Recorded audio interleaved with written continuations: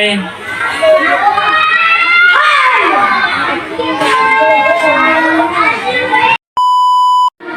If you're happy and you know it, clap your hand. If you're happy and you know it, clap your hand. If you're happy and you know it, your face always so in. If you're happy and you know it, clap your hand. If you're happy and you know it, say hooray. If you're happy and you know it, say hooray. If you're happy and you know it, your face always so in. If you're happy and you know it, say hooray. If you're happy and you know it, hit the ball. If you're happy and you know it, hit the ball. If you're happy and you know it, your face always so in. If you're happy and you know it, hit the ball.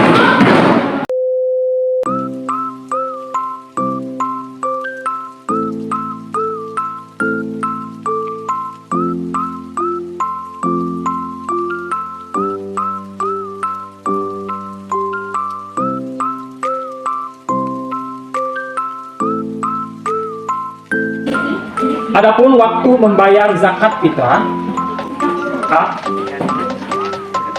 waktu wajib adalah sejak terbenamnya matahari pada akhir bulan Ramadan sampai menjelang sholat Idul Fitri. B. Waktu haram adalah membayar zakat fitrah setelah terbenamnya matahari pada hari raya Idul Fitri. C. Waktu afdol adalah sesudah sholat subuh tanggal 1 Syawal sebelum sholat Idul Fitri. D. Waktu mubah adalah sejak tanggal 1 Ramadan sampai dengan akhir bulan Ramadan. E. Waktu makruh adalah sesudah sholat Idul Fitri sebelum terbenamnya matahari pada tanggal 1 Syawal.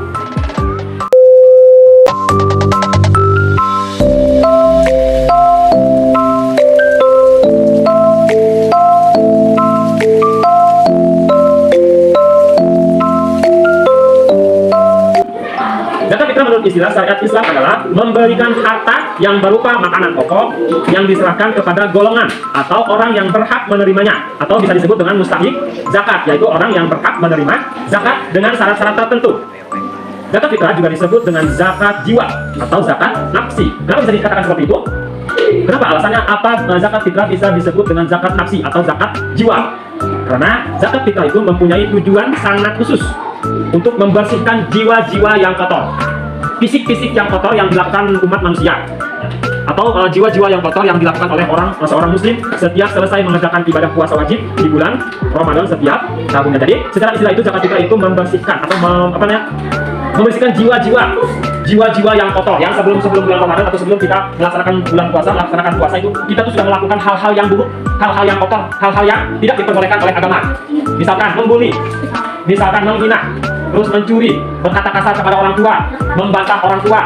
Kalau kita aja, Neng beliin minyak sayur dong, Neng beliin gula dong, Neng Ceng beliin apa? Beliin sayur dong, Neng Ceng beliin kopi dong. Apa coba jawabannya? Apa? Gitu ya. Saya coba ngacung gitu. Ayo, ya, tuh Iqbal yang suka gitu kalau disuruh sama orang tua. Ya Iqbal, dijawab Iqbal ya. Iqbal, jangan ya.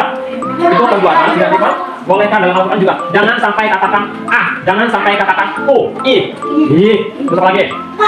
Yang menjurus kepada tidak mematuhi perintah orang tua. Kita disuruh ini itu, tapi ingat, dalam disuruhnya ini dalam hal positif. Kalau sekiranya kita disuruh, karena kita termasuk saking rajinnya, saking kita sering mengaji terus tahu hadal tentang perintah orang tua. Tapi ketika orang tua memerintahkan pada hal yang negatif itu, kita patuh saja. Maka itu tidak boleh juga. Kalau sekiranya boleh kita mematuhi perintah orang tua, tapi dalam hal positif. Misalkan tadi disuruh membeli gula, disuruh membeli beras, disuruh membeli minyak, disuruh membeli apalagi dan semacamnya, disuruh membantu memasak misalkan. Atau kalau laki-laki itu disuruh mencuci motor, kendaraan, sama ayahnya. Nah itu jangan sampai dibantah, kita ikuti, jangan membantah, kita ikuti apa yang diperintahkan oleh orang tua. Itu adalah hal positif. Tidak lagi jika kita disuruh itu adalah hal negatif. Misalkan apa? Kita sama orang tua disuruh menjadi disuruh mencuri misalkan, ataupun kalau sudah bisa kalau itu kita disuruh dengan hal-hal yang berbau negatif. Kita disuruh meminum bir, minuman yang beralkohol, yang memabukkan, itu boleh kita membantahnya. Misalkan orang tua si A, si B, si C, orang tuanya itu selalu berbuat keburukan, tapi anaknya itu rajin banget. Ya, ada seperti itu ya. Misalkan si ayah namanya A, si ayahnya atau ibunya namanya B. Orang tuanya si A dan si B ini suka melakukan hal-hal yang negatif, tapi tidak menurun kepada anaknya. Berhubung anaknya itu rajin, coba dites sama bapaknya. Coba kamu nak, kamu Ceng, kamu Neng, sini, ini bapak nih ada minuman, ada makanan. Sudah tahu padahal itu makanan atau minuman itu diharamkan oleh agama, ya. Karena kita patuh ataupun karena kita sudah tahu ilmunya bahwa minuman beralkohol atau atau makanan yang diharamkan oleh agama itu tidak diperbolehkan. Tapi orang tuanya si A dan si B ini memerintahkan kepada anaknya untuk memakan atau meminum hal-hal yang diharamkan atau tidak diperbolehkan oleh agama. Nah, di situ seorang anak boleh membantah ya, boleh tidak melakukan perintah apa yang disuruh sama orang tuanya untuk memakan atau meminum hal-hal yang tidak diperbolehkan oleh agama tadi, misalkan minuman beralkohol ataupun makanan babi, ataupun kita disuruh memakan anjing, makanan daging anjing. Loh, kita boleh kalau orang tua kita menyuruh seperti itu, kita boleh untuk membantahnya. Karena itu adalah hal yang tidak diperbolehkan oleh agama.